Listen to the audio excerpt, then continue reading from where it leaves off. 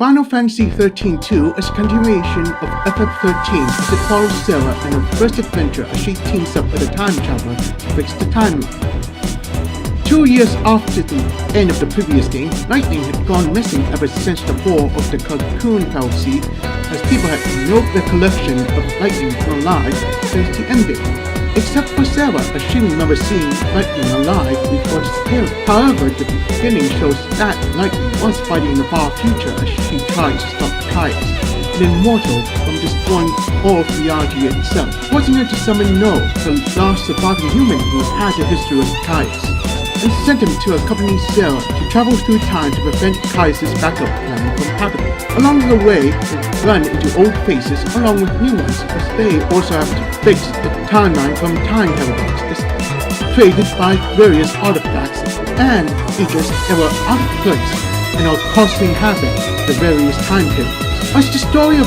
FF13-2 involves time travel, you'll be able to visit various time periods in the future of Pulse, as long as you find time gates and their respective artifacts. For wild artifacts, you're going through optional time gates, which leads to stories separate from the main plot of the game. But nevertheless, it is required to unlock the secret ending of the game, along with finding other endings involving creating paradoxes. Exploring the different time periods can allow you to save data on certain maps that are shared between them, including treasures, so you don't have to re-explore the same area. Unlike other RPGs involving time travel, instead of changing the past in order to change the future, it's the other way around, so it's counterintuitive, but they do it for the story. Now let's move on to the battle system. The battle system is more or less the same with a difference. This time, in the vein of Pokemon, you're able to recruit monsters into your party, but you can only bring 3 monsters into battle as a 3-monster paradigm pack, as the monsters themselves are categorized in roles, so you'll have to reorganize your team to best deal with certain enemies. It's also made easier, as the only way to get a game over is by having both No and Sarah defeated in battle, as opposed to having the leader being defeated.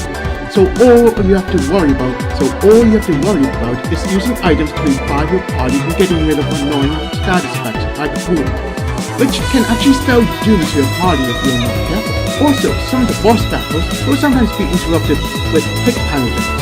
Done correctly, it can allow your characters to deal more character to set boss powers, but the opposite can happen in battle, so you have to be careful with playing this game. The leveling system is modified this time around, as the roles themselves can be leveled individually. But the downside to this is that the abilities associated with roles will take either a short or long time to be learned, while the monsters can level up by using special items, but each monster have a level cap, so you can't have a level 99 Chocobo in your party at all. But you can have a level 99 No and Sarah, though, but the bonuses depends on the role used on the nodes, which is actually a pain in my opinion. FF13-2 is an improvement when compared to the prequel, but not everyone will be satisfied with it, and especially wanted more out of it, or not. Well, for me, I like the fact that the development team changed the losing conditions, so you don't have to be frustrated from having one character being defeated. However, I don't like the leveling system much. However, I would recommend this game to FF13 fans, but I think Square Enix should rework both FF13 and 13-2 with a more unified battle system, and use FF13's leveling system for both games.